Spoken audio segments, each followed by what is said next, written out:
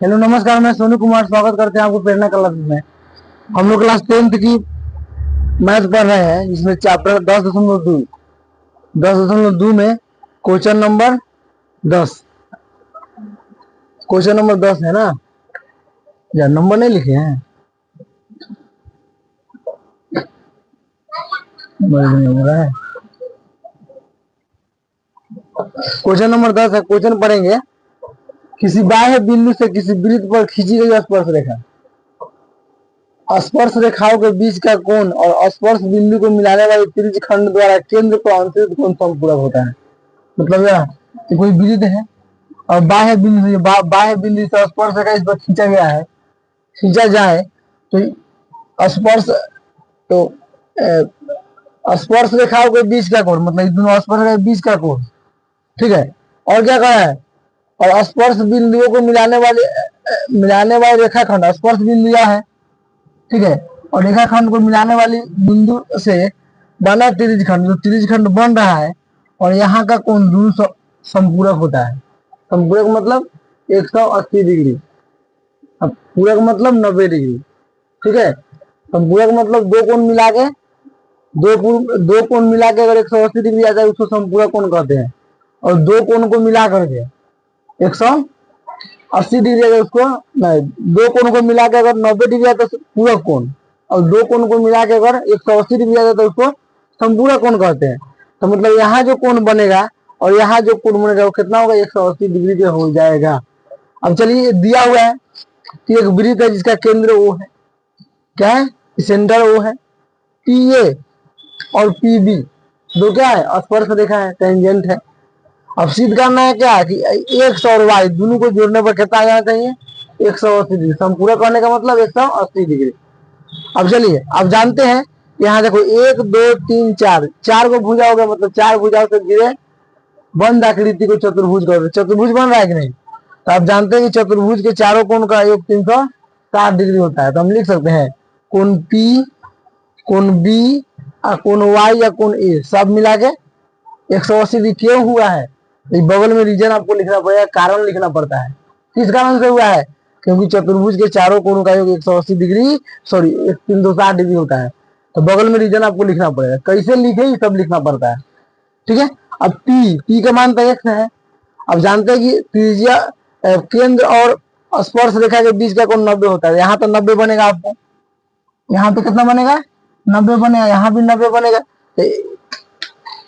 B के जगह पर 90 हो गया, अब वो तो निकालना है। अब ए के जगह पर भी 90 बनेगा, सबका मान रख दिए। अब 100 वाई 90 90 180 180 उधर जाके घट जाएगा, कितना आ गया, 180 आ गया। यही तो आपको सिद्ध करना था, x प्लस वाई बराबर, आ गया, हो गया प्रूफ, ठीक है। आइए नेक्स्ट, आइए जो सिद्ध कीजिए कि किसी वृत्त के परिगत मतलब बाहर,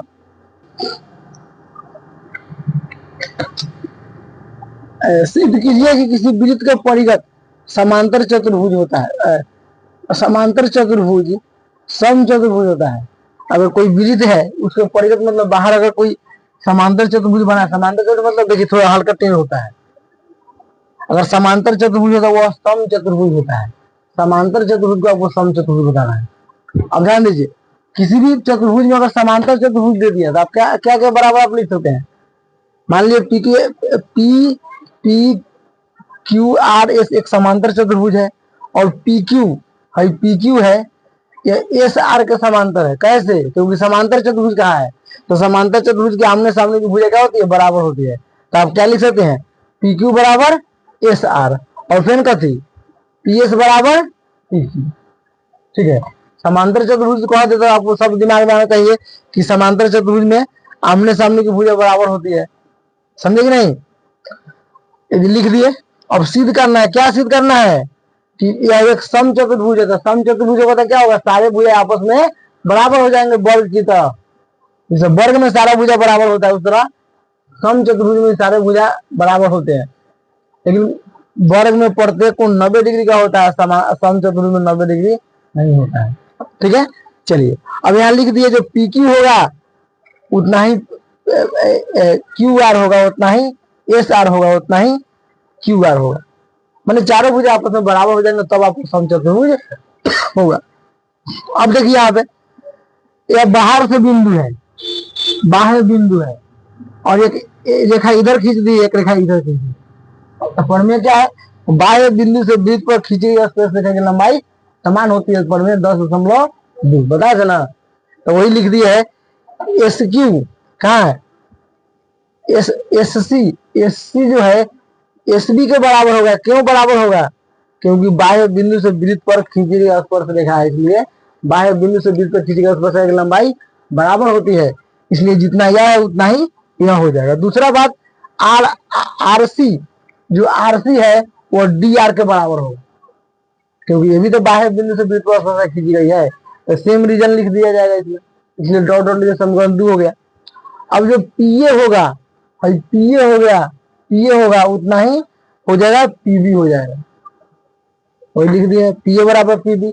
और ए क्यू जितना ए क्यू होगा उतना ही डी क्यू होगा, ये भी तो बाह्य बिंदु से वृत्त पर खींची गई स्पर्श रेखा है, तो मतलब सारा रीजन सेम हो जाएगा। हाँ, यहाँ भी वही रीजन हो जाएगा, यहाँ भी क्या है वही रीजन हो जाएगा जो 1 2 3 में है, यहाँ लिख देंगे। लिखना क्या है, ऊपर ऐसे डॉट डॉट लिख दीजिए। समीकरण 4 आया समझ में। बाह्य बिंदु से वृत्त पर अगर खींची गई स्पर्श रेखा की लंबाई बराबर होती है, प्रमेय 10.2 में बताया गया है।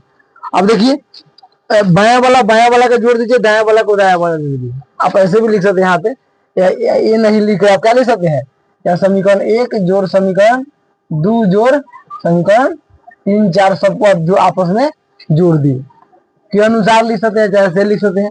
अब देखिए बाया वाला बाया में जोड़ना होगा, दाया वाला दाया और जोड़ना होगा, बराबर के इधर वाला, मतलब आर सी प्लस पी लिखेंगे, एस आर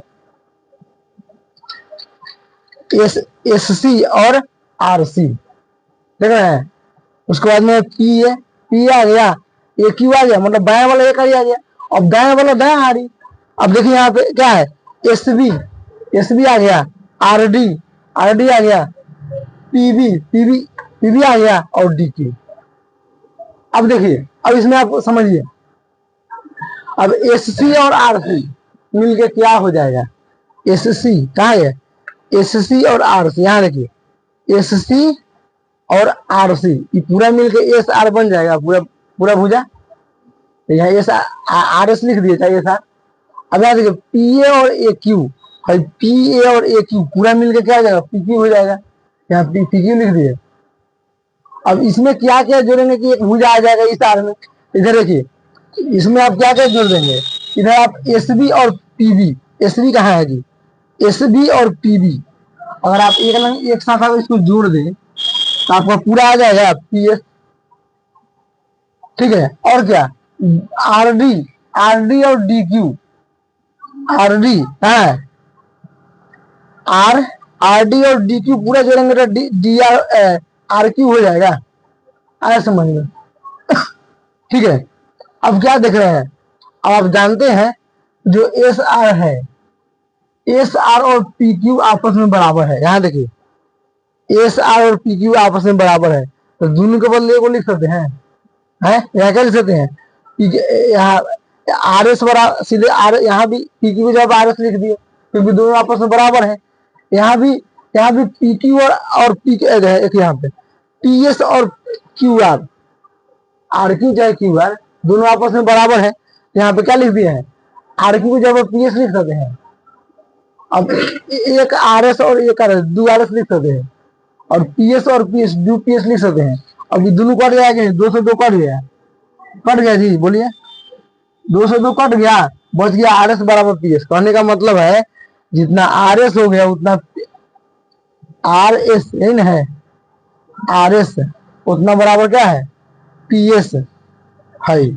दो भुजा आपस में बराबर हो गया, तो दो भुजा जब आपस में बराबर हो गए तो कह सकते हैं ये समीकरण इसको 5 मान लीजिए, और दिया हुआ है ले 2 को बराबर दिया हुआ है, कथी पी क्यू बराबर एस आर, पी क्यू बराबर एस आर दिया हुआ, मतलब समीकरण 5 और दिया हुआ से दोनों से ले ले तो ये क्या हो जाएगा, दोनों सारे भुजा आपस में बराबर हो जाएंगे, यानी कह सकते हैं कि यह एक समचतुर्भुज होगा। ठीक है, चलिए आगे दो राशि है इसमें। 12 नंबर सवाल देखिए, 4 सेमी त्रिज्या वाले एक वृत्त के परिगत मतलब बाहर एक त्रिभुज एबीसी इस प्रकार खींचा गया है। देखिए यहाँ पे 4 सेमी त्रिज्या से त्रिज्या मान के वृत्त खींचा गया है और इसके परिगत एक त्रिभुज खींचा गया है, त्रिभुज है, ठीक है। इसके परिगत एक त्रिभुज है, ठीक है, खींचा गया है। रेखाखंड बीडी और डीसी स्पर्श बिंदु डी द्वारा बीसी पर विभाजित है।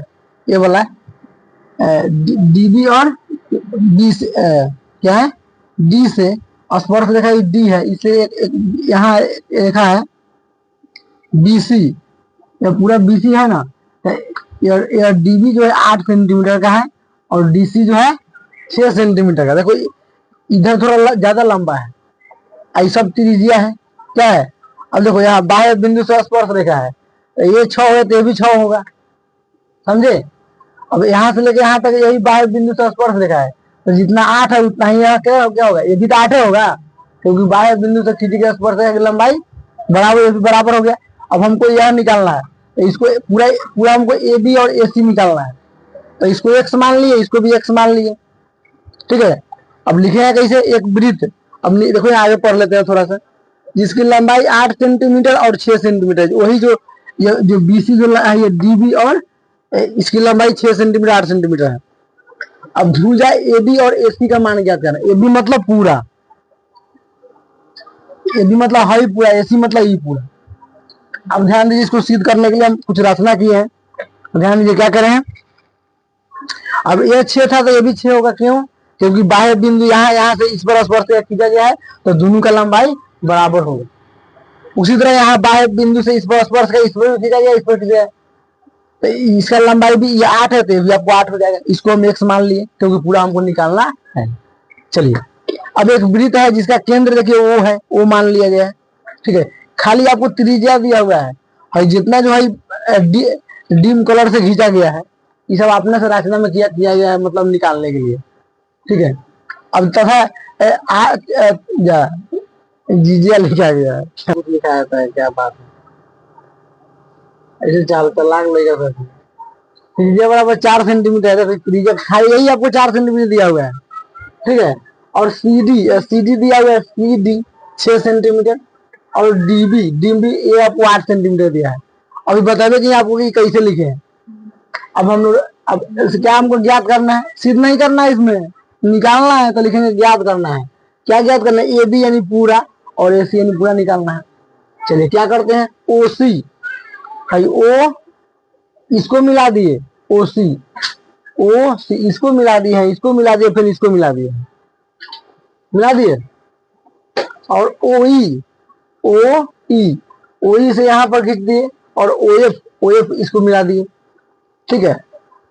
अब यहाँ देखिए चूंकि त्रिज्या है और स्पर्श रेखा और केंद्र के बीच के कोण क्या बोलते हैं, ये त्रिज्या हो गया तुम्हारा, स्पर्श यहाँ का केंद्र है, सेंटर है, यही क्या है, स्पर्श रेखा है, बीच का कोण 90 डिग्री होगा, फिर यहाँ की भी 90 डिग्री होगा, यहाँ पे स्पर्श बिंदु है और क्या है केंद्र के बीच का कोण 90 डिग्री होगा, मतलब यहाँ भी 90, यहाँ भी 90, यहाँ भी 90, 3 जगह आपको 90 होगा।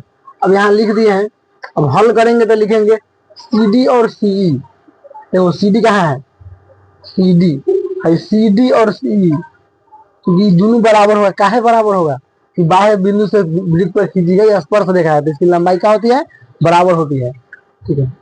नुकसान हो गया, इसीलिए कोई झाड़ देते हैं, ठीक है, माथा में लगे। अब यहाँ देखिए, क्योंकि बाह्य बिंदु से वृत्त पर खींच गई स्पर्श रेखा है, इसकी लंबाई बराबर होती है, तो जितना आपको CD तो दिया है दोनों आपस में बराबर है। उसी तरह देखो DB बराबर DF, भाई DB आपको दिया हुआ है, तो DF के बराबर होगा, क्यों, ये भी तो बाह्य बिंदु से वृत्त पर खींची गई स्पर्श रेखा है। और AE कहाँ है जी, AE बराबर EF होगा, ये भी तो बाह्य बिंदु से वृत्त पर खींची गई स्पर्श रेखा, इसको एक्स माने तो ये भी आपको एक्स हो जाएगा। दोनों एक्स मान लिए, सब कुछ मान लिए। अब चलेंगे एक एक त्रिभुज लेकर सबका क्षेत्रफल निकालेंगे।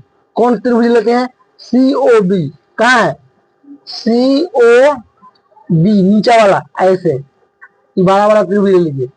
आप जानते हैं त्रिभुज का क्षेत्रफल निकालने के लिए फॉर्मूला का 1/2 गुने आधार गुने ऊंचाई, 1/2 लगाएंगे COB, आधार, आधार मतलब जो जिस पर खड़ी है, किस पर खड़ी है, पूरा बीसी पर खड़ी है। बीसी गुना ऊंचाई कथी है, वही जो लंबवत ऊंचाई होती है, त्रिज्या। जो भी लंबा एकदम सीधे खड़ा हो वही आपको ऊंचाई लेना है। तो ऊंचाई क्या हो जाएगा आपका, ओ डी हो जाएगा, ओ डी। ठीक है, अब 1/2 सीबी का हो चाहे बीसी का, बात एक है। यहाँ आपको कितना हो जाएगा, 8×6 = 14, 14 हो जाएगा। और ऊंचाई आपको 4 हो गया। अब 2 से इसको काट देंगे, 2 से 2 दूनी 4, सब धोखे दे रहा है। 2 दूनी 12,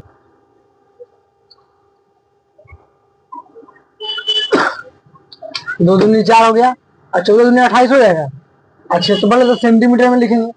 अब कौन सा त्रिभुज लेंगे, सी ओ ए, सी ओ ए इधर वाला। आप जानते हैं 1/2 गुना आधार होते वही में लगा ना, 1/2 आधार हो जाएगा इसका ए सी, और ऊंचाई हो गया यही यही जो त्रिज्या है, लंबवत ऊंचाई क्या हो जाएगा, ओ ई। देख रहे हैं, अब इसमें तो आधार पूरा हो जाएगा, 6 और 1 हो जाएगा, और ऊंचाई हो गया 4।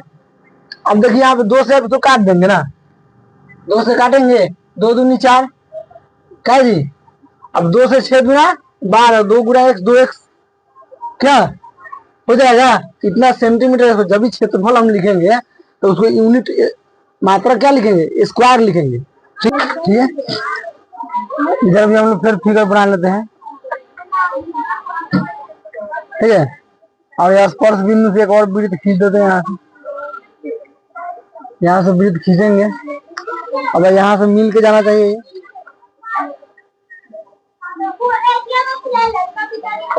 वृत्त को छूना चाहिए ना।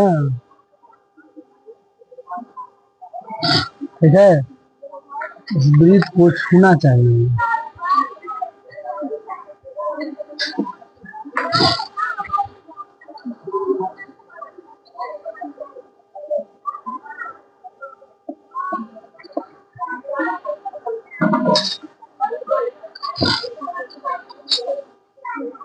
ये है ना, यह बी है और सी है। ठीक है, फिर क्या किया गया है, अब क्या किया गया था फिगर में, यहाँ से इसको ऐसे मिलाया गया है, यहाँ से इसको मिलाया गया है, डॉटर से खींचते हैं। अब फिर क्या किया गया है, फिर यहाँ से इसको मिलाया गया है। ठीक है, फिर पहले इसको मिलाया गया है यहाँ ऊपर, यहाँ से इसको ऐसे मिलाया गया है, डॉटर से मिलाते हैं क्योंकि एक ही कलर है। अब यहाँ से फिर इसको क्या कर दीजिए, यहाँ से इसको ऐसे मिला दीजिए। ठीक है, फिर यहाँ से ऐसे इसको मिला दीजिए। ए बी सी डी था, ई किधर था, इधर ई था, और इधर एफ था। यहाँ भी हम लोग फिगर बन गए। ठीक है, चलिए अब कौन सा त्रिभुज लेते हैं, ए ओ बी में। हाँ, और ये था 8, तो ये भी 8 था, ये 6 था तो ये भी 6 था, ये 1 था तो ये भी 1 था, ऐसा कुछ था। अब त्रिज्या 4 सेंटीमीटर का था, तो चूंकि त्रिज्या तो ये भी है, तो ये भी 4 होगा, ये भी 4 हो जाएगा। समझ में आया कि नहीं। चलिए अब ए ओ बी में त्रिभुज ए ओ बी कहाँ है, यहाँ देखिए, ए इधर, यहाँ पे वो है, यहाँ पे वो है, तो ए ओ बी, इसमें वही बात, 1/2 गुना आधार गुना ऊंचाई, त्रिभुज का क्षेत्र होता है। अब आधार क्या है, ए बी हो गया, और ऊंचाई क्या हो गया, ऊंचाई 4 सेंटीमीटर, तो ए बी में हो जाएगा।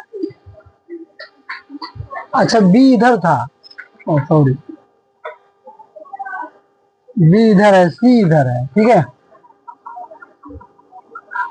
1/2 हो गया, आधार हो गया आपको पूरा ए बी, तो x + 8 हो जाएगा, ऊंचाई क्या हो जाएगा, 4 हो जाएगा, ले लिए। अभी 2 से कटेगा, 2 से कटेगा, 2 दूनी 4, अब इसको गुना कर दीजिए, 8 दूनी 16, 2 गुना 1 2x, क्षेत्रफल सेंटीमीटर स्क्वायर में लिखेंगे। अब पूरा एबीसी का क्षेत्रफल निकालते हैं, किसका, पूरे त्रिभुज एबीसी का क्षेत्रफल निकालते हैं। अब देखिए एक कितना आया है, 28 आया है। देखिए वहां पे एक त्रिभुज कौन सा है, एक त्रिभुज का क्षेत्रफल हमको आया है, सीओबी का क्षेत्रफल जोड़ेंगे तो इसका 28 आया है। अब फिर क्या जोड़ेंगे, सीओ ए का क्षेत्रफल जोड़ेंगे, इसका कितना आया है, 12 + x, तीनों का क्षेत्रफल आया है 12 अब प्लस 2x आया है। अभी कितना आया है? अब 16 प्लस 2x आया है। सबको जोड़ेंगे, x वाला x में जोड़ेंगे बिना x वाला तो कितना हो जाएगा? ये 28 12 6 2 8 8 16 1 1 2 2 4 1 5। अब 2 2 4 x। अब हमको पूरा एबीसी का क्षेत्रफल आ गया, पूरा एबीसी का क्षेत्रफल इतना आ गया। ठीक है, अब चलिए अब क्या करना है? अब देखिए, अब पूरा एबीसी का क्षेत्रफल इतना आ गया। अब जानते हैं क्लास 9 में पढ़े हैं हीरोन का सूत्र। अब हीरोन का सूत्र लगा के हम लोग पूरा भुजा निकालेंगे पहले। ठीक है, तो आप पहले इसको पूरा एबी भुजा निकालेंगे। एबी कितना है? बीसी, बीसी है बीसी, बीसी कितना? 8 6 14 हो जाएगा। हीरोन का सूत्र कहता है कि अगर कोई त्रिभुज है, अलग अलग भुजा है उसका, तो आप उसको क्या निकाल सकते हैं? उसका फॉर्मूला होता है क्षेत्रफल √S into S minus A into S minus B S minus, इसी को बोलते हैं हीरोन सूत्र। लोग हीरो का सूत्र भी इसको कहता है। ठीक है, तो सबसे पहले इसका अर्ध परिमाप निकालेंगे। क्या निकालेंगे? अर्ध परिमाप। तो सारे भुजाओं को जोड़ के 2 से भाग देंगे। तो सारा भुजा क्या है? AC है, तो पहले BC, BC निकाल लिए, कितना? 14 आ गया। और तो क्या है? AC, AC निकालेंगे, AC हाई वाला, तो कितना हो जाएगा? 6 प्लस x है, देखिए लिख दिए। अब AB निकालेंगे, कितना? 8 प्लस x है। तीनों भुजा के अगर जोड़ेंगे तो A plus B plus C/2, इसी को बोलते हैं अर्ध परिमाप या अर्ध परिमिति। ठीक है, तो देखो ये जोड़ेंगे 14, 6 प्लस 8 x प्लस, अब जोड़िए 8 6 14 8 8 6 14 गलत हो जाएगा। 8 6 14 4 18 का हाथ में एक एक एक एक एक 2 एगो x एक 2 x। ठीक है, 2 कॉमन लीजिए, 14 दूना 28, 14 एकम 14, 2 एकम 2, 2 से 2 कट गया, कितना? x प्लस 14 प्लस x है, मतलब अर्ध परिमिति आपको आ गया। अब फॉर्मूला में फिट कीजिए, पूरा एबीसी का क्षेत्रफल निकालिए। तो क्या होगा? S into S minus A S minus B S minus C. अब S का मान यहाँ देखो आपको निकल, S का मान कितना है? S का मान है, यहाँ S लिखे थे ना, तो S का मान हो गया। S का मान क्या था? 14 प्लस x है, तो 14 प्लस x रखेंगे। अब फिर S, तो फिर 14 प्लस x, अब माइनस ए का मान देखो यहाँ पे कितना है? 14 रखेंगे। अब फिर कहता है S माइनस बी, तो S का मान तो फिर वही है 14 प्लस x। अब B का मान कितना हो जाएगा? 14 प्लस x, यहाँ रखे हैं। हाँ, यहाँ रखे हैं मान, एक मिनट। हाँ, ये तो इसका है ना, यहाँ रखे हैं मान। तो फॉर्मूला में माइनस है, माइनस लिखे हैं। बी का मान देखो यहाँ पे, तो बी का मान 14 प्लस 6 प्लस x है। अब उसको भाई ये भी माइनस, तो फिर इसको घेर के लिखना पड़ेगा, चिन्ह नियम लगाना पड़ेगा, तो फिर कैलकुलेशन में फंस जाइएगा। S माइनस सी, तो S का मान वही है 14 प्लस x। सी का मान देखो यहाँ रखे हैं 14 x प्लस 8 रख दिए। अब चिन्ह को यहाँ माइनस से गुणा कर देंगे। देखो यहाँ पे 14 प्लस में माइनस में कट गया, तो क्या बच गया? सिर्फ x बच गया। अब माइनस से गुणा किए हैं, तो माइनस x और प्लस में माइनस x हो गया। तो 14 में 6 हो गया 8, x प्लस माइनस खत्म, खत्म मजा हो गया। अब यहाँ देखिए 14 अब प्लस माइनस से गुना करेंगे तो माइनस और माइनस x हो जाएगा। अब फिर प्लस माइनस खत्म हो गया, और 14 में से 8 गया 6 हो गया। ऐसा समझ में कम हुआ ना। अब देखो ये जो क्षेत्रफल होगा त्रिभुज के क्षेत्रफल के दोनों बराबर होगा, तो इसको त्रिभुज के जो क्षेत्रफल होगा पूरे इस क्षेत्रफल के बराबर होगा। तो इस त्रिभुज का क्षेत्रफल कितना आया है? देखो 56 प्लस 4 x आया है, और इधर इसका क्षेत्रफल रख दिए। अब इसमें रूट है, इसमें रूट नहीं, तो स्क्वायर कर देंगे, वर्ग कर देंगे। दोनों तरफ क्या करेंगे? वर्ग कर देंगे, स्क्वायरिंग बोथ साइड। ठीक है, दोनों तरफ वर्ग करेंगे, तो देखो इधर भी स्क्वायर लिखेंगे और इधर भी स्क्वायर लिखेंगे। स्क्वायर से रूट खत्म, देखो यहाँ काटा गया स्क्वायर से। अब इसमें से कॉमन 4 ले लीजिएगा, तो 14 चौका 56 हो गया। अब 4 का स्क्वायर 16, अब ये दोनों का होल स्क्वायर हो जाएगा। समझ में आया? ये कितना हो जाएगा? 8 छक 48 x आया समझ में। ये 2 है, तो एगो से ही कट गया, एगो बच नहीं जाएगा। 48x है, 16 या 48, तो 3x हो गया। इतना बराबर 3x। अब तो इधर x लेके घट जाएगा तो 2x हो गया। काटेंगे 2 सते 14। अब x का मान आ गया। जब x का मान हमको आ गया तब टेंशन खत्म है। अब इसमें रख दीजिए ए बी कितना माना गया था, 8 प्लस एक्स, 8 एक्स का मान 7, 8 7 15 आ गया। पूरा ए बी का मान कितना आ गया 15 आ गया। और क्या निकालना है, एसी निकालना था। एसी कहाँ गया, एसी का मान कितना है, एक्स प्लस 6 है, 6 7 13 कितना आ गया। ये दोनों आपका आंसर हो गया। ये हो गया। एक का मान कितना आ गया, एक का मान 15 आ गया, एक का मान 13 आ गया। ये आपको आंसर हो जाएगा। इस तरह आपका क्वेश्चन नंबर 12 खत्म हुआ। ये 13 देखिए, सिद्ध कीजिए कि वृत्त के परिगत यानी बाहर बनी चतुर्भुज की आमने सामने की भुजाएं केंद्र पर संपूरक अंतर करते हैं। संपूरक मतलब 80 180 डिग्री। यहाँ पे 180 डिग्री बनाता है। आमने सामने मतलब या इसके सामने या इसके सामने, ठीक है, कोई भी ले सकते हैं। इसके सामने ले सकते हैं, इसके सामने ले सकते हैं। चलिए, तो सबसे पहले क्या करते हैं हम लोग, इसमें एक वृत्त के परिगत मतलब बाहर एक क्या है, चतुर्भुज एबीसीडी है। तो वो क्या करना है, इसको वो मान लिए थे ए ओ बी यह त्रिभुज और सी ओ डी यह त्रिभुज, दोनों का मान कितना होगा 180 डिग्री होगा। संपूरक मतलब 180 डिग्री। अब हम क्या किए हैं, इसको O Q O R O S और ओ पी, इसको क्या किए हैं ओ एस ओ पी और ओ आर को मिला दिए हैं, सबको मिला दिए हैं क्योंकि हमको सिद्ध करना है। और इसको मान लिए कौन 1 2, इसको मान लिए इसको खाली मान लिए कौन 2, आई हो गया आपका कौन 3 हो गया, ये आपका 4 हो गया, ये 5 हो गया, और इसको 6 मान लिए खाली, या 7 हो गया, या 8 हो, सब कौन को मान लिए हैं। ठीक है, चलिए अब यहाँ देखिए, अब हम लोग चलते हैं ए ओ क्यू और ए ओ पी में, दोनों त्रिभुज पर हम इसको सर्वांगसम करते हैं। तो देखिए ए ओ क्यू और ए पी ओ, इसमें 90 कहाँ है, क्योंकि त्रिज्या और स्पर्श रेखा, ये स्पर्श रेखा और केंद्र के दोनों के बीच का कोण 90 डिग्री होगा। त्रिज्या और स्पर्श रेखा के बीच का कोण कितना 90 डिग्री होता है, और फिर यहाँ भी 90 डिग्री होगा।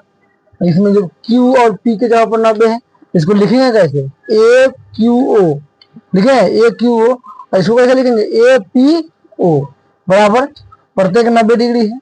इसका रीजन क्या है कि वृत्त और स्पर्श रेखा के बीच का कोण कितना होता है 90 डिग्री होता है। एक चीज बराबर आ गई, ए ओ बराबर ए ओ, मतलब दोनों त्रिभुज में ए ओ है, इस त्रिभुज में इस त्रिभुज में ए ओ बराबर दोनों वैनिस्ट हो गया।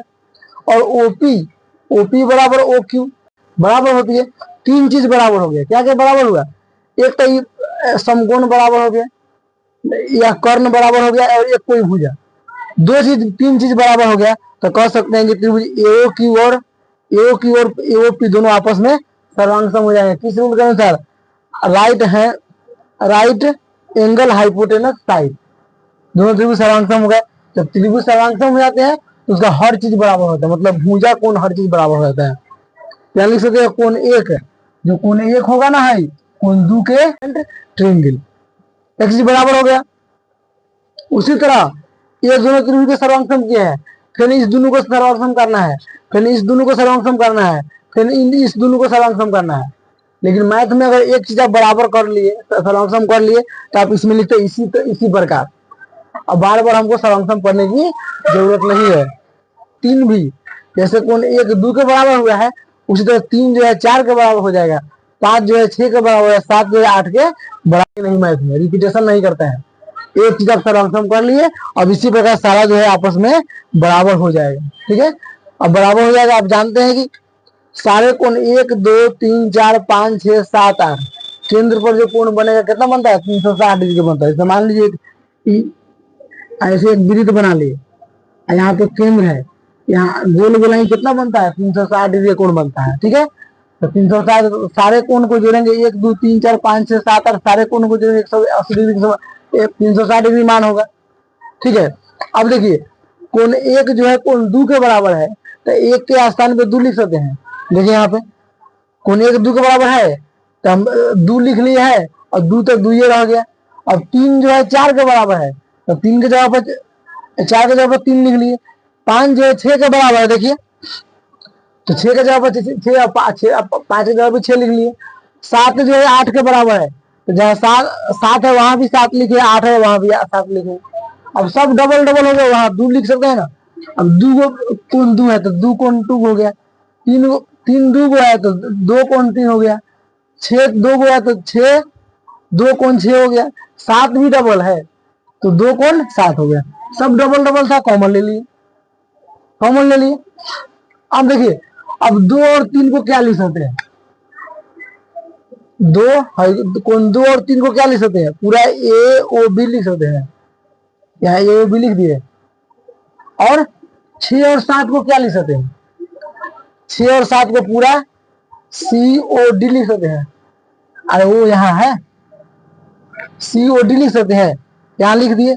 आई 2 को इधर आएगा तो बाटा में हो जाएगा, 180 दूनी 360 होता है। बोलिए, अब इतना बराबर हमको यही तो सिद्ध करना था। देखिए ये सिद्ध करना था, आपको प्रूव हो गया।